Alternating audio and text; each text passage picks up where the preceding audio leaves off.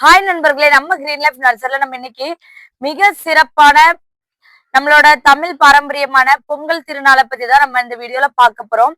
என்ன அப்படின்னா, பொங்கல் அப்படின்னாலே அது வந்து உழவர்களோட திருநாள் அப்படின்னு சொல்லக்கூடிய ஒரு நாள் தான் இந்த பொங்கல் திருநாள். இதை வந்து நம்ம போற்றும் விதமா தான் நம்ம வந்து பொங்கல் வைத்து இந்த பொங்கலை வந்து நம்ம சிறப்பா நம்ம வந்து கொண்டாடுறோம். பொங்கல் அப்படின்னாலே நம்மளுக்கு ஞாபகத்துக்கு வருது கரும்பு தாங்க.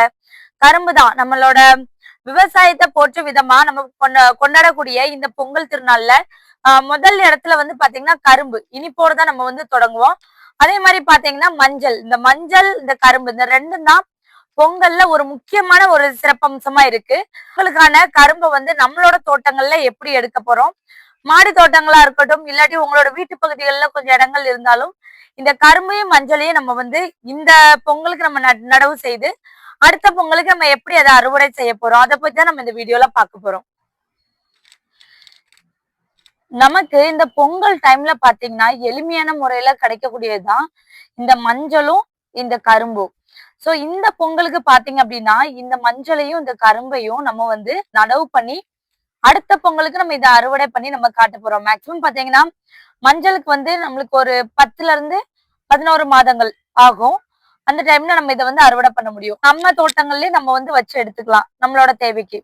சோ அதை பத்திதான் நம்ம இந்த பொங்கல்ல வந்து நம்ம பிளான்டேஷன் பண்ண போறோம். ஏன்னா இந்த ரெண்டும் பாத்தீங்கன்னா ரொம்பவுமே முக்கியம் பொங்கலை பொறுத்த வரைக்கும்.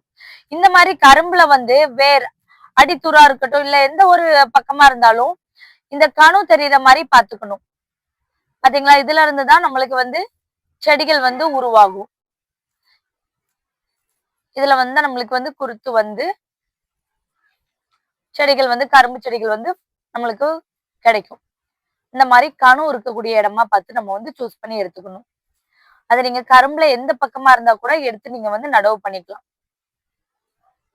சோ நான் வந்து இந்த 3 எடுத்திருக்கேன். இந்த 3ல வந்து உங்களுக்கு கணு வந்து அதிக அளவு நீங்க பார்க்கலாம்.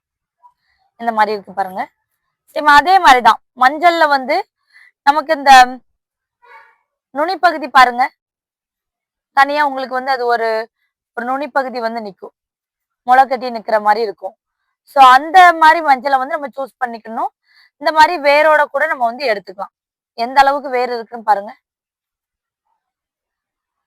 சோ ரொம்பவுமே முக்கியம்தான் இந்த மஞ்சளுமே. நமக்கு அன்றாட வாழ்க்கைக்கு மஞ்சள் வந்து ரொம்பவுமே ஒரு இம்பார்ட்டன்டான ஒண்ணு. சோ இந்த மஞ்சளை நம்ம வந்து நம்ம பாட்ல பிளான்டேஷன் பண்ணியோ, இல்ல மாடி தோட்டங்கள்ல வச்சுக்கலாம், நீங்க இல்ல தரைப்பகுதியில வச்சு நீங்க வளர்க்கலாம். எளிமையான முறையில வளர்க்கலாம். நீங்க இந்த ரெண்டுக்குமே அதிகமான நீங்க வந்து மெயின்டெனன்ஸ் கொடுக்கணும் அப்படிங்கக்கூடியது தேவையே கிடையாது. இதற்கு தேவையான நம்ம தண்ணி மட்டும் கொடுத்துக்கிட்டா போதும். மற்ற செடிகளுக்கு போடக்கூடிய உரங்களையும் இதற்கு வந்து நம்ம கொடுத்துக்கிட்டாலே சரியான முறையில வந்து நம்ம இதை அறுவடை பண்ணி எடுக்கலாம். சோ இந்த மாதிரியான மஞ்சளையும் கரும்பையும் நம்ம வந்து இன்னைக்கு பாட்டுல மாத்தி அடுத்த பொங்கலுக்கு நம்ம எப்படி நம்ம இதை எடுக்க போறோம், இதை பத்தி தான் இந்த வீடியோல பார்க்க போறோம். இயற்கையான முறையில நம்மளோட வீடுகள்லயே நம்ம வந்து இந்த கரும்பையும் மஞ்சளையும் நம்ம வந்து அறுவடை பண்ண முடியும். இதை வந்து நம்ம பணம் கொடுத்து நம்ம வெளியில வாங்குறத விடையும் நம்மளோட வீடுகள்ல வச்சு நம்ம வந்து இந்த பொங்கலுக்கு வந்து நம்ம வந்து இந்த கரும்புகளையும் இந்த மஞ்சளையும் எடுத்து நம்ம வந்து சாமிக்கு படைத்து கும்பிடும் போது பாத்தீங்கன்னா இன்னுமே நம்மளுக்கு வந்து அதிகமான மகிழ்ச்சி இருக்கும். சோ இயற்கையான முறையிலையும் நம்ம வீட்டுல நம்மளுக்கே நம்ம நம்ம வந்து அறுவடை பண்ணி எடுக்கிற மாதிரி இருக்கும். நம்ம இப்ப எப்படி பிளான்டேஷன் பண்ண போறோம் அதை பத்தி நம்ம இதுல பாக்கலாம். பாத்தீங்கன்னா இதுல வந்து மண்ணு வந்து பாத்தீங்கன்னா எல்லா செடிகளுக்குமே நம்ம வந்து எடுக்கிற மண்ணு தான். வெர்னி கம்போஸ்ட், கொஞ்சம் கொக்கோபீட்டு, அப்புறம் பாத்தீங்கன்னா மச்சம்மண், இது எல்லாமே கலந்து நம்ம வந்து எடுத்திருக்கோம். எடுத்துட்டு பாட்டுல 3/4 அளவுக்கு நம்ம வந்து நிரப்பிட்டோம். நிரப்பிட்டு கரும்புக்கு பாத்தீங்கன்னா கொஞ்சம் பெரிய அளவுல நம்ம பாட் சைஸ் தேர்ந்தெடுத்துக்கணும். சரி, நம்ம அதே மாதிரி தரைப்பகுதிகளை வச்சு எடுக்கிறதா இருந்தாலுமே ரொம்பவுமே பெஸ்ட் தான். மாடி தோட்டம் வச்சிருக்கவங்களுக்கும் கரும்பு வந்து எளிமையான முறையில எப்படி வைக்கலாம் அதை பத்தி நம்ம இதுல பாத்துட்டு இருக்கோம். பாத்தீங்கன்னா இந்த மண் இந்த மாதிரி 3/4 அளவுக்கு மண் எடுத்துக்கணும். சோ அதுல இப்போ கரும்பை பொறுத்த வரைக்கும் பாத்தீங்க அப்படின்னா ரொம்ப நம்ம வந்து ஆழமா நம்ம வந்து குழி எடுத்து நம்ம வந்து செடிகளை வைக்கணும் அப்படிங்கக்கூடியது எதுவுமே இல்லை. கொஞ்சம் ஓரளவுக்கு நம்ம வந்து மண்ணை வந்து கொஞ்சம் எடுத்து விட்டுட்டு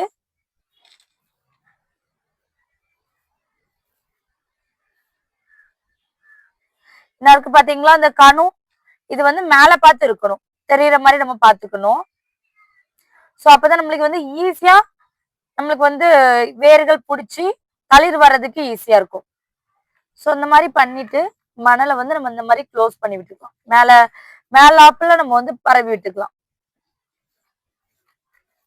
கரும்பை பொறுத்த வரைக்கும் நம்ம நிறைய வந்து நம்ம குழி எடுத்து வைக்கணுங்க கூடிய அவசியமே இல்லை. ரொம்ப எளிமையான முறையில ஈஸியா நம்ம வந்து இதை வளர்க்க முடியும். இந்த மாதிரி வச்சுட்டு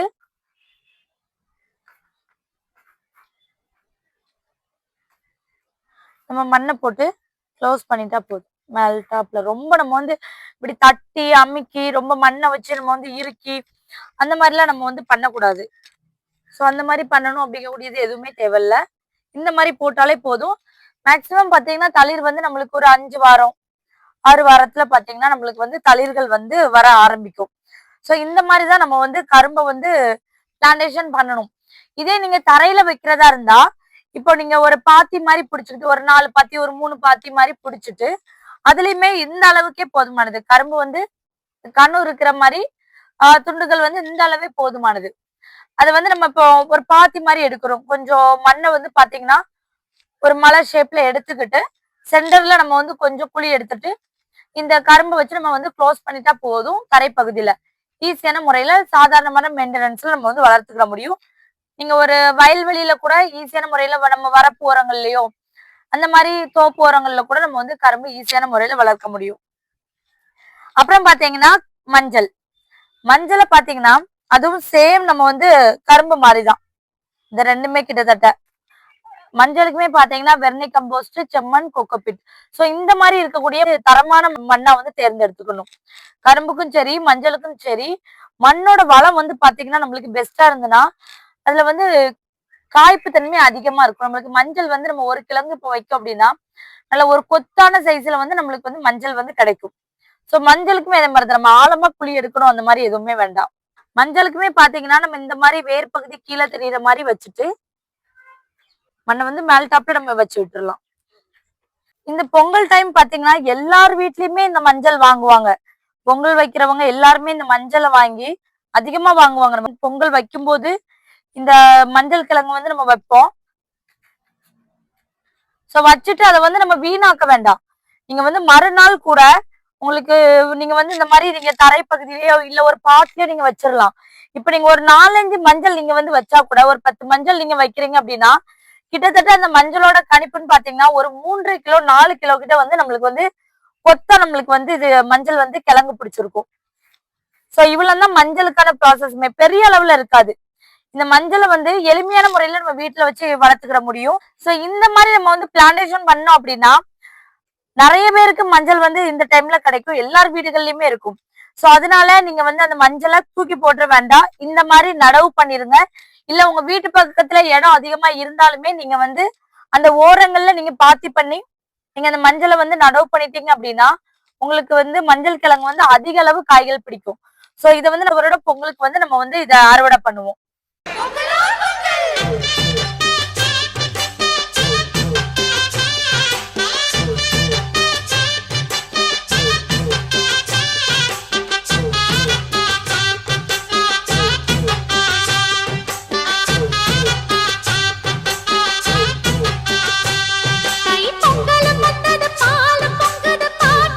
மஞ்சளை வந்து பாத்தீங்கன்னா பொதுவா நம்ம வந்து அதிகமான லாபத்துக்கு நம்ம வந்து பயிரிட முடியும். மஞ்சள் வந்து நம்மளுக்கு முக்கியமா எல்லாருமே பயன்படுத்தக்கூடிய ஒண்ணா இருக்கிறதுனால மஞ்சளுக்கு வந்து அதிக அளவு மார்க்கெட்டிங் வேல்யூ இருக்கு. சோ இந்த மஞ்சளை வந்து நம்ம ஏக்கருக்குமே நம்ம வந்து நடவு பண்ண முடியும் எளிமையான முறையிலே. இப்ப வந்து பாத்தீங்கன்னா ஒரு ஏக்கருக்கு நம்ம வந்து மஞ்சள் பயிரிட்டோம் அப்படின்னா கிட்டத்தட்ட நம்மளுக்கு ஒரு 80,000-85,000 ரூபாய் வந்து நம்ம முதலீடு பண்ற மாதிரி வரும். மஞ்சள் கிழங்குகள் பாத்தீங்கன்னா நம்ம வந்து விதை மஞ்சள் வந்து விவசாயிகள்ட்ட இருந்து தரமான மஞ்சளா நம்ம வந்து வாங்கிட்டு பயிரிடுற முறை பாத்தீங்கன்னா பாட்டம் மாதிரி எடுத்து விதை மஞ்சளை வந்து போட்டுதான் உற்பத்தி பண்றாங்க. சோ பண்ணும்போது கிட்டத்தட்ட பாத்தீங்கன்னா நம்மளுக்கு வந்து ஒரு 10-11 மாசங்கள்ல இந்த மஞ்சள் வந்து அறுவடைக்கு வந்து தயாராகும். மஞ்சள் வந்து பாத்தீங்கன்னா மஞ்சளுக்கு களை எடுக்கிறதா இருக்கட்டும், நீங்க விதை மஞ்சள் வாங்குறதா இருக்கட்டும், இல்ல நீங்களுக்கு அதுக்கு ஆள் விடுறதா இருக்கட்டும், அப்புறம் வந்து லாஸ்டா நம்ம நடுறதுல இருந்து அறுவடை பண்ற வரை கிட்டத்தட்ட முதலீடுன்னு பாத்தீங்கன்னா ஒரு 80,000-85,000 தான் ஆகும். அதுவே நம்மளுக்கு வந்து ஒரு மூட்டை மஞ்சள் வந்து பாத்தீங்கன்னா இப்போ 25 கிலோ ஒரு பை போகுது அப்படின்னா கிட்டத்தட்ட நம்மளுக்கு வந்து 3,000-4,000 அதிகமாவும் விலை வந்து போகிறதுக்கு வாய்ப்பு இருக்கு. கிட்டத்தட்ட 10,000 ரூபாய் வரைக்குமே நம்மளுக்கு வந்து ஒரு மூட்டை மஞ்சள் வந்து போறதுக்கு வாய்ப்பு உண்டு. சோ அந்த மாதிரி நம்மளுக்கு கிடைக்கும் போது மஞ்சள்ல வந்து பாத்தீங்கன்னா அதிகமான லாபம் எடுக்க முடியும்.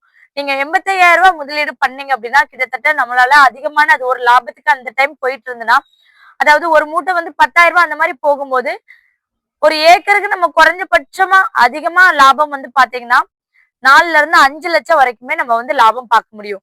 சோ மஞ்சள் முதலீடு பாத்தீங்கன்னா ரொம்பவுமே எளிமையான முறையில அதிகமான ப்ராஃபிட் கிடைக்கக்கூடிய ஒரு பயிர் தான் மஞ்சள் பயிர். சோ இந்த மஞ்சளையுமே பாத்தீங்கன்னா நம்ம வந்து விவசாயத்துல அதிகமா பயன்படுத்திட்டு இருக்காங்க. நிறைய பேருக்கு தெரிஞ்சிருக்கலாம், நிறைய பேருக்கு தெரிஞ்சிருக்காது. சோ மஞ்சள் பயிரிடணும்னு நினைக்கிறவங்க கண்டிப்பா பயிரிடுங்க. அதிகமான ப்ராஃபிட் வந்து கண்டிப்பா பார்க்க முடியும். மஞ்சள் வந்து பாத்தீங்க அப்படின்னா பொதுவா அதுல வந்து நிறைய இது சொல்லுவாங்க, ரகம் சொல்லுவாங்க. விரலி மஞ்சள், உருண்டை மஞ்சள், இந்த மாதிரி மஞ்சள் வந்து பாத்தீங்கன்னா அதிக வெரைட்டிஸ் இருக்கு. அது எல்லாமே நம்ம நடவு பண்ற ஒரே மஞ்சள் கிழங்குல இருந்தா நம்மளுக்கு வந்து கிடைக்கிறது. சோ அதுல வந்து பாத்தீங்கன்னா ஒரு ஒரு மஞ்சளும் வித்தியாசப்படுத்தி எடுக்கிறது தான் இந்த மஞ்சளோட ரகம். சோ அந்த மாதிரி விரலி மஞ்சள் அதெல்லாம் பாத்தீங்கன்னா அதிகமான ரேட்டுக்கு போகக்கூடியது. சோ மஞ்சள்லயுமே பாத்தீங்கன்னா தரம் பிரிச்சு நம்ம வந்து வெரைட்டியோட அடிப்படையில அதிகமான லாபம் எடுக்க முடியும். சேம் அதே மாதிரி இந்த கரும்பா இருக்கட்டும், மஞ்சளா இருக்கட்டும், எளிமையான முறையில நம்ம வந்து நடவு பண்ணி விவசாயமாகவே நம்ம வந்து கொண்டுட்டு வரலாம். சோ பொங்கலை பொறுத்த வரைக்கும் ஃபர்ஸ்ட் நம்மளுக்கு ஞாபகம் வருதுன்னா கரும்பு, மஞ்சள். சோ ஆர்கானிக் முறையில நம்மளோட வீடுகள்ல வச்சே வளர்த்து நம்ம வந்து தாராளமா அதை எடுத்து பயன்படுத்த முடியும். அதனால யாரும் கரும்பு வந்து நம்ம சாப்பிட்டுட்டு அதை தூர போடணும்னு வேண்டாம். மஞ்சளும் அதே மாதிரிதான் பயன்படுத்துவீங்க இந்த பொங்கலுக்கு. சோ எல்லாத்தையுமே சேர்த்து வச்சுட்டு நீங்க மேக்சிமம் பாத்தீங்கன்னா மஞ்சள் வந்து ஒரு 2 வாரம் காய விட்டு கூட நீங்க வந்து நடவு பண்ணீங்கன்னா உங்களுக்கு சீக்கிரமா முளைக்கட்டி வரும். இல்ல நம்ம வந்து பச்சை மஞ்சளா நம்ம வைக்கிறோம் அப்படின்னா அது வந்து கொஞ்சம் டைம் எடுத்துதான் வரும். சோ அது வராதுன்னு கிடையாது, கண்டிப்பா வந்துரும். பட் அது கொஞ்சம் டைம் எடுக்கும். நம்ம 2 வாரம் காய விட்டு நம்ம பிளான்டேஷன் பண்ணோம் அப்படின்னா அது வந்து சீக்கிரமா நம்மளுக்கு வந்து தளிர் வரும். ஈஸியான முறையில மெயின்டெனன்ஸ் பண்ணலாம். அதிகமான நீங்க வந்து ஃபெர்டிலைசர் கொடுக்கணும், தண்ணி ஊற்றணும், அந்த மாதிரி எதுவுமே தேவை கிடையாது. நார்மலான முறையில நம்ம வந்து எடுக்க முடியும். ஆர்கானிக் முறையில பயன்படுத்திக்கலாம். சோ இந்த மாதிரியான இன்ட்ரெஸ்டிங் வீடியோஸ் பாத்தீங்கன்னா நம்மளோட சேனல்ல அடுத்தடுத்து வந்துட்டு இருக்கும். அனைவருக்கும் இனிய தைப்பொங்கல் நல்வாழ்த்துக்கள். இந்த வீடியோ உங்களுக்கு பிடிச்சிருக்குன்னு நினைக்கிறேன். சோ நம்மளோட சேனல்ல லைக் பண்ணிக்கோங்க, ஷேர் பண்ணுங்க, சப்ஸ்கிரைப் பண்ணி வச்சுக்கோங்க. அப்பதான் நம்ம போடுற அடுத்தடுத்த வீடியோஸ் வந்துட்டே இருக்கும். Thank you friends. இயற்கையோடு இணைந்து வாழ்வோம்.